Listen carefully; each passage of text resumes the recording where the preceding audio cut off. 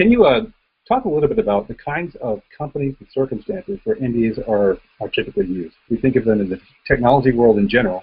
Can you give some examples and some reasons why they're used? Yeah, I've seen NDAs used in a wide range of fields. Really, the basic purpose, as you all know, is to protect information that the party sharing the information has and doesn't want it to, as it were, leak out beyond the party that they're disclosing it to. So that's the reason for it. It can be used, and I've seen it used in pharmaceutical businesses. I've seen it used in even low-level garment industry businesses where they don't want to share the design of a particular garment until they have somebody under an NDA. So I've seen it in all kinds of fields. Obviously, the tech and engineering fields are the most prevalent in terms of NDA use. Have NDAs been used that way for, centuries? How long have they really been a popular means of protecting information like that? It's actually funny because I think the tech industry pushed it out into mainstream. Until about 15, 20 years ago, they were not used for other fields the way they are now. So I think that when the tech boom occurred and when it started having ramifications where people are now sharing information widely and there's a need to protect the information, it became prevalent in the tech industry, and from the tech industry, other industries began to use it and mimic the use of that. And also, I think in the tech industry, especially Silicon Valley, we think of how much job mobility there is. There's so much both lateral as well as up and down the chain. People will move from one company doing something very similar to another. Exactly, and that's actually sort of what's taken over the rest of the world as well. I mean, the rest of the United States as well in terms of job mobility in all kinds of different fields. So it started with the tech industry because of that mobility initially, but the use it has become much more prevalent in other fields as well because of that mobility issue, because you're no longer seeing an employee stay with a company for 40 years. You're seeing mobile employees, and so the need to protect the information from the employer standpoint begins there. Now, some things are also protected by other means. You've got patents, you've got copyrights, things like that, that really aren't about what's in your head so much. Does the NDA, the use of an NDA, talk about some of the examples where that actually is the relevant form of intellectual property protection? Yeah, NDAs really come in because it really is no more than an idea at that standpoint for the most part. And so what happens is, if I have a good idea and I want to share it with somebody to see how feasible it might be to make it more than just an idea, I don't want to give that idea away because there's no protection for just an idea. You can't copyright an idea, you can't trademark an idea, and so the way to protect it is through this NDA. And so the person I'm giving this information to needs to be, from my standpoint, needs to be bound by something more than just ethical code. It has to be something that it has to be something actionable that I can go after that person if he or she discloses that information or uses it in a way that I don't approve of. Now, you've given the specific advice that you should have a written form, a written agreement down. Anytime this kind of information changes hands, that is, any information like this that could be actionable, that an employer could be unhappy, let's say, if you share it with a new employer. And often the situations where that exchange is possible are ones where no one has actually tried to set out a written agreement. How does a person doing job interviews say? How should they approach the information that they have in their head that is theoretically not what they're supposed to be telling anyone else? And that's relatively a new phenomenon where we're talking about now just even a job interview, getting an NDA before starting anything else. Before even being considered, you have to complete an NDA and sign an NDA. And the biggest problem with that is that an NDA by itself may not be the problem.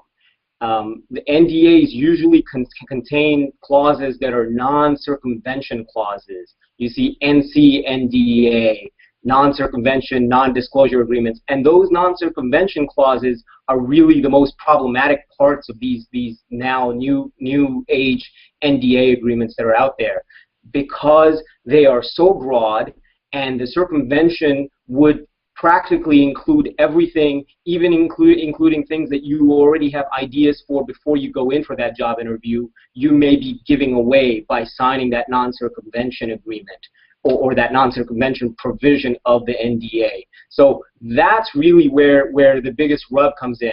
A normal NDA is just going to say that you can't share the information that you're being given by your employer. Most employers have a confidentiality agreement either before or after you sign up, accept the job. That's not that big of a concern for employees. I think the employees where they cringe and where I've seen the most problem is where you have a non-circumvention provision in the NDA, and it sort of begins to now cover everything that you may have even thought about in terms of ideas for projects, and you don't want to obviously give away those things. Some people, I've seen contracts where people have simply crossed out with ink the parts they didn't like before they signed them. Is that the sort of advice that people should follow from their friends? Absolutely. Number one is you should never sign anything you're not comfortable with. So if you need to read it, you always need to read it. But if you need to seek legal advice, you should. If you don't need to seek legal advice, at the very least, you should cross out the things that you don't like in the agreement, initial where you've crossed it out, and submit it with a signed copy and see what they'll say. I've had employers, where I've negotiated past an NDA, I've had employers accept the fact that, yeah, this non-circumvention is too broad. Let's limit it only to the scope of what the employment is going to be. Let's limit it to only what information is shared with the employee, and then we can move forward. So there are ways to carve out, and employers understand, but unfortunately when most employees go ahead and sign blindly without reading the agreement even, it becomes very difficult for the few employees who have objections for those NDAs. It seems like a big mistake, but a very easy thing to do, because the employer generally doesn't have, or potential employer especially, doesn't really have much of the bargaining power in that situation. Well, especially for the past 3 or 4 years, the economy is doing better now, but for the past 3, 4, 5 years when the economy was slow and you have people looking for a job either right out of school or with very little experience, you want that job, and are you going to let a piece of paper stop you? It's a very difficult decision. I think it's a little bit like end user license agreements that people, I think, typically think that, at least they hope, that the rational thing will prevail, so why not sign the form? I mean, would a court find something enforceable is, I think, something that they may think that their version of common sense may not match what's in the document. Exactly. Are there some examples that you could name of when an has been either abused one way or the other? Yeah, without obviously disclosing companies and names, I've had clients come to me after they've signed NDAs with fairly large technical companies and engineering firms, and they considered what they were doing at work one thing, and ideas that they had ongoing that they were actually moving along with as a completely different issue. And yet the NDA that they signed had a very broad non-circumvention provision that they didn't read or they didn't properly consider that covers the issue that they were doing. So there was related but different work that they were engaging in outside of work hours that the employer is now seeking to bring into the fold. And that's a very difficult situation, because now you have an employee who didn't read the agreement, so he signed something in consideration for the employment, and then you have the employee who, especially compared to these companies, have limited means, and so they have to pay an attorney to litigate that issue. That becomes very difficult, because now you gave away your leverage on the front end and you have no leverage on this end other than to fight. And fighting becomes expensive against a company like that. So that really is the sort of the recurring problem I see. On the other hand, those employees who contact me before taking a job or before finalizing the paperwork and show me the documents, I've negotiated with employers to cross out certain things. Maybe without even having my assistance directly, I've told the employees, look, cross out these things, initial it and sign it, and then you'll be okay. or write in an additional sentence here, and the employer has accepted it. So, and those are good stories because then they go on to have their own, their own projects on the side while continuing fruitful employment. Do you find that companies typically try to include clauses that a court probably would not enforce, or do you think that most NDAs are pretty fairly constructed these days? Yeah, most NDAs are fairly constructed, and they're different from non-competes where it's state by state. Different states consider differently as non-competes. NDAs are sort of across the board accepted as valid unless they contain things like a non-compete provision. So what the NDAs basically do is protect a company's trade secrets, and trade secrets by law are protected anyways. So you don't technically need an agreement to protect your trade secrets. The companies do this because they want that added leverage of being able to show you a single document and saying, look, you're violating this document. You know, again, you mentioned, as I pointed out before, you've mentioned as a piece of advice to all employees, they should have a written document in place before any of this exchange happens. If someone doesn't have a lawyer, is there anything they can do to improve the relationship of an employee or a potential employee versus the power of the company? And I assume that there are some things in common that all these NDAs are likely to have. Is there advice that you give someone who is interviewing at a Silicon Valley job? Advice in terms of how to negotiate around those NDAs? Exactly. What should someone do short of hiring a lawyer? Because obviously most people are not going to go to a job interview with a lawyer in tow. Right. No, I think one of the biggest things is employees are bashful, in my experience, about being honest with the employer. I think you need to be upfront and honest with an employer. These are also people that used to be in your position at one point or another, most of them anyway. And so I think they'll understand what you're telling them if you tell them, look, I have another idea that is not related to what I'm doing with this company, completely unrelated, and the way I'm reading this would cover that idea. I don't want it to cover that idea. I like your company. I want to work for your company. I hope this becomes a very fruitful relationship, but that shouldn't keep me from engaging in side projects that I do on my own time.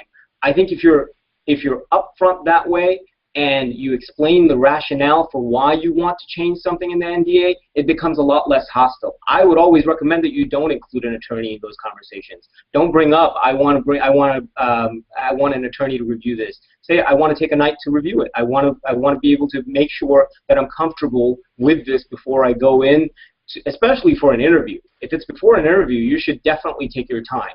If it's you've gotten the job, but they want you to sign it, still you can say to an employer, listen, I want to take a night, think about it. Let me figure out if this is something that is narrow enough that I can sign it, because these are the concerns I have.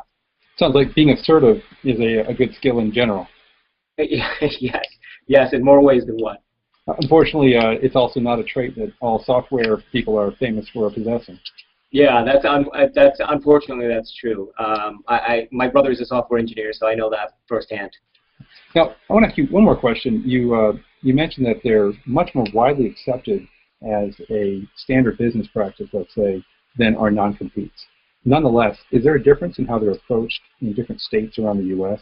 We know that's very different for non-competes, but for NDAs, does it matter whether you're looking at a job in the Bay Area versus New York versus Atlanta? No, unfortunately it doesn't, because as I said, the non-disclosure agreement, the way the courts read it is, look, all it's doing is protecting this company's trade secrets. And it seems harmless enough. Obviously, if the company is including a bunch of things that it shouldn't include, those are things that courts can look at. But there's no standard where all the courts in New York are looking at it this way, or all the courts in California are looking at it another way. There's no set standard, and there's no legislation like there is for non-competes. Most non-competes are covered by legislation in those states. Like, for example, California. I'm in Florida. I'm also licensed in California. Both of those states, I'm familiar with the legislation. It's dramatically different. NDAs aren't covered by legislation. They're covered by trade secret legislation. And most of the trade secret legislation is pretty standard around the country. Well, then, in that case, I'll say I lied, and I'll ask you one more question. No problem. If someone right now says, I'm doing something that I think the NDA is going to hurt me that I've already signed, and I'm in an employment, how should they best seek advice? What should they do?